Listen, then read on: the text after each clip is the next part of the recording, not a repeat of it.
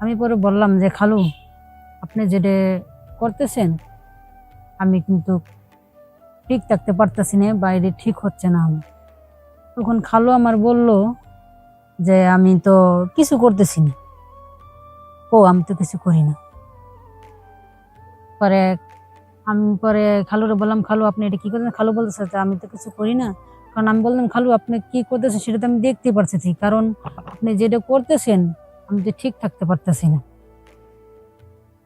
তখন খালু আমার বলতেছে, তোমার কিছু করতে হবে না, যা করা আমি করব।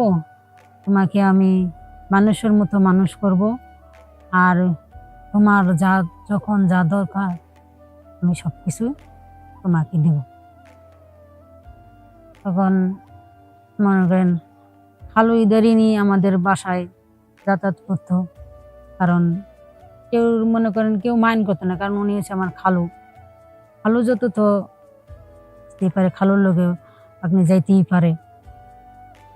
পরে খালুর মনের মধ্যে যে কি কি চলতেছে সেটা আমি বুঝতে পারতেছি না।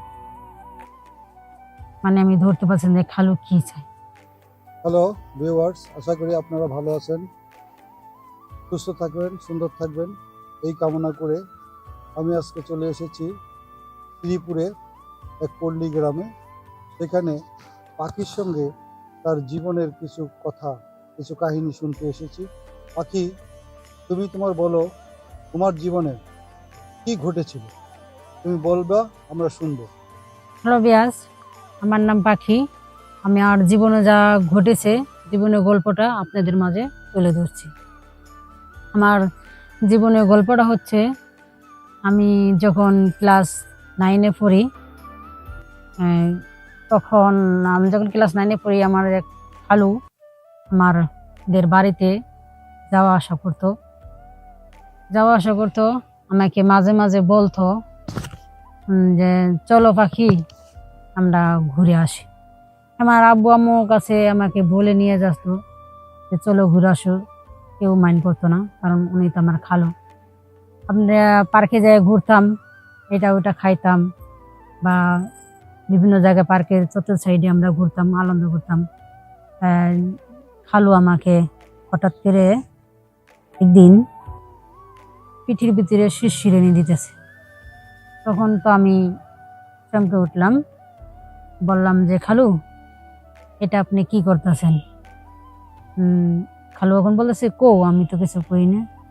আমি পরে বললাম যে খালু, আপনি যেটা করতেছেন আমি কিন্তু ঠিক থাকতে পারতেছি না, বাইরে ঠিক হচ্ছে না আমার। তখন খালু আমার বলল যে আমি তো কিছু করতেছি না। আমি তো কিছু করি না। পরে খালুরে বললাম, খালু আপনি এটা কি করতেছেন? খালু বলতেছে যে আমি তো কিছু করি না। কারণ আমি বললাম, খালু আপনি কি করতেছেন সেটা তো আমি দেখতে পারতেছি, কারণ আপনি যেটা করতেছেন আমি তো ঠিক থাকতে পারতেছি না। তখন খালু আমার বলতেছে, তোমার কিছু করতে হবে না, যা করা আমি করব। তোমাকে আমি মানুষের মতো মানুষ করব, আর তোমার যখন যা দরকার আমি সবকিছু তোমাকে দিব। তখন মনে করেন খালু ইদারিনি আমাদের বাসায় যাতায়াত করতো, কারণ কেউ মনে করেন কেউ মাইন্ড করতো না, কারণ উনি হচ্ছে আমার খালু। খালু যত তো যেতেই পারে, খালুর লোকে আপনি যাইতেই পারে। পরে খালুর মনের মধ্যে যে কি কি চলতেছে সেটা আমি বুঝতে পারতেছি না। আমি ধরতে পারছি না যে খালু কি চায়। খালুকে আমি বললাম যে খালু, আপনি আমার কাছে কি চাচ্ছেন, বা আপনি এমনটা কেন করতেছেন? খালু বলতেছে যে তোমার কাছে কি চাচ্ছি, তোমাকে তো বলতেছি যে তোমাকে আমি মানুষের মতো মানুষ করব। হ্যাঁ, তুমি তো সেটা বোঝো না। খালু যে আমার কাছে কি চাচ্ছে আমি তো খালুর বিষয়ে কিছুই বুঝলাম না। তখন যা হোক, খালুর ব্যাপারটা আমি এমনি সে কিছু বুঝতে পারছি যে খালু আমার কাছে কি চা।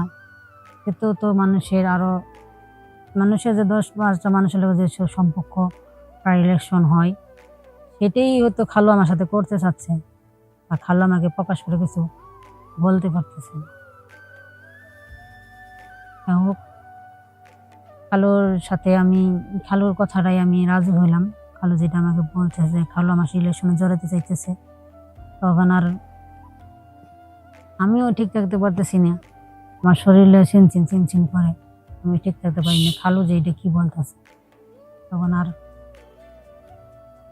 খালু যতছো আমাকে বলতেছে যে তুমি মনে কিছু নিও না, তুমি যেটাই বুঝো যতটুকুই, আমি যতটুকু বুঝি। তো খালুকে আমি প্রশ্ন করেছি, খালুর মন্দ করা ঠিক না, খালু এগুলো করেন না। বাইরে মানুষের সমাজে মানুষে খারাপ বলবে বা মানুষের চোখে একটা খারাপ নজর বুঝতে পারলে মানুষ অন্য একটা মাইন্ড করবে। হ্যাঁ, এটা বললাম খালু। এখন খালু আমার বলতেছে যে না, এমন কোনো কিছু কেউ জানতে পারবেও না বা কেউ বুঝবেও না। তোমার সাথে আমার কি হবে বা হবে, এটা আমাদের দুজনের ভিতরে থাকবে। তখন আর কি করবো, আমি খালুর কথাতে আমি রাজি হয়ে গেলাম। মানে আমারও মনে করেন, আমিও তো একটা মেয়ে মানুষ, আমারও তো শরীরে একটা আছে। খালু যে বুঝতে পারছি, খালু যে সেক্সের বিষয়টা বা আমাকে কি করতে চাইছে, সেটা আমি বুঝতে পারলাম। তারপরে ওনার কি করবো, ওনার হ্যালো ভিউয়ার্স, হ্যাঁ, আমরা তখন পাখির কথা শুনলাম। সত্যি একটা হৃদয় বিদারক ঘটনা। খালু এবং খালুর সাথে যে একটা ঘটনা, এটা খুব হৃদয় বিদারক। যদি এই গল্পটা শুনে আপনাদের এতটুকু ভালো লাগে, তাহলে আমাদের চ্যানেলকে সাবস্ক্রাইব করুন, কমেন্টস করবেন, লাইক দেবেন। আশা করি আপনাদের সাথে আবার আমাদের অন্য কোনো জায়গায় দেখা হবে। এই প্রত্যাশা রেখে আজকের মতো বিদায় নিচ্ছি। আমি মান্নান। খোদা হাফেজ।